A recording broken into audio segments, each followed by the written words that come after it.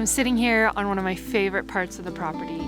Right next to me is a little meadow that's a bit hidden, and there was just some beautiful light here next to a few fallen trees, so I decided to set up camp and have a little chat with you all. It's become an absolute winter wonderland here overnight. We had a dump of snow, and then today we are having the most glorious sunshine, so it's incredibly special. A bit of the snow is falling off of the trees, and there comes a piece. Oh, that was so magical. And it's the most beautiful time of the year to me.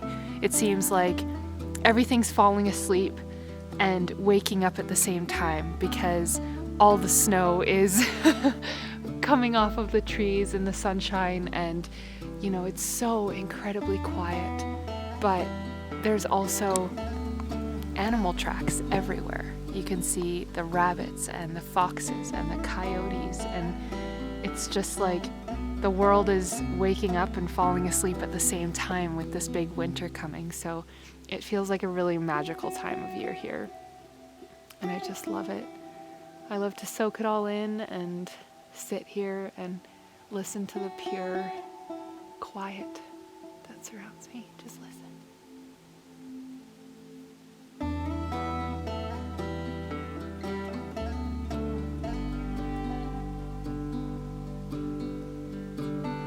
It's so magical.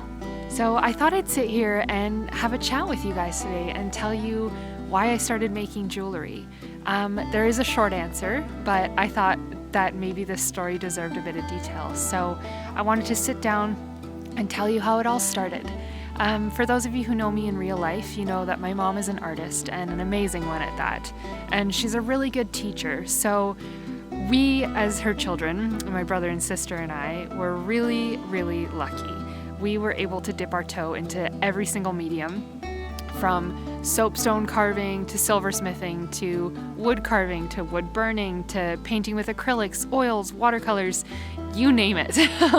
Literally everything. I mean, we dissected owl pellets. We built fairy houses all over the place, and my mom was all for it, and still is to this day with my nieces and nephews. So we were incredibly lucky, and we were always encouraged to express ourselves through art.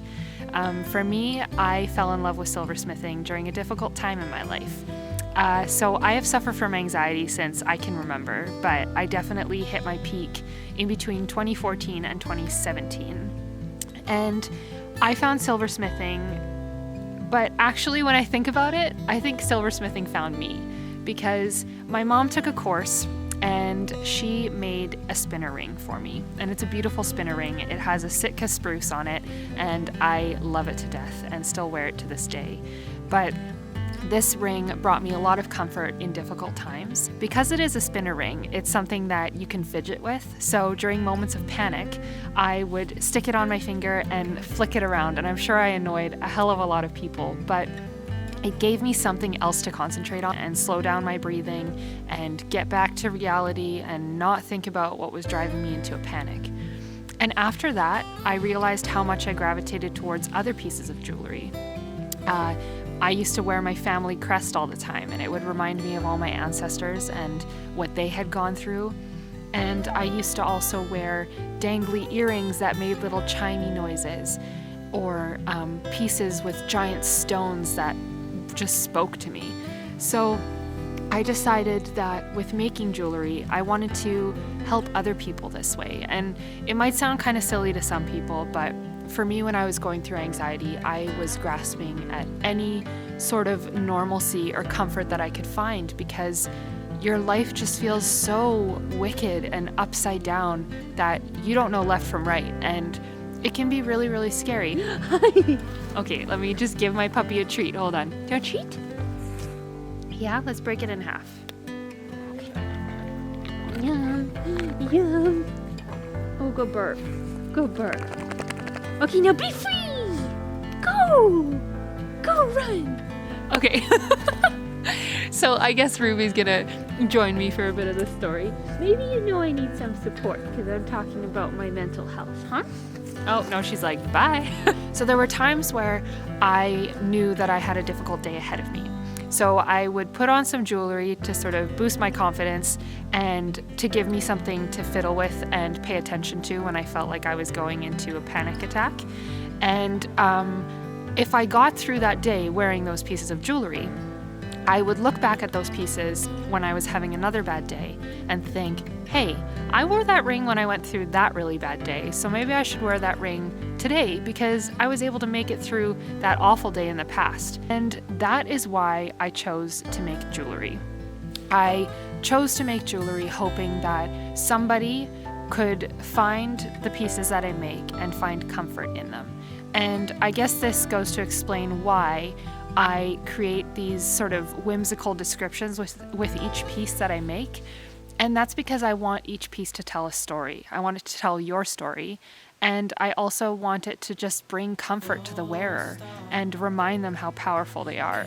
This is by no means me saying, go buy my pieces. I mean, it would be great, but this is just me telling you exactly why I started making jewelry. It at first was for me, and then I realized how important it was to share this comfort I had found in the pieces that I wore.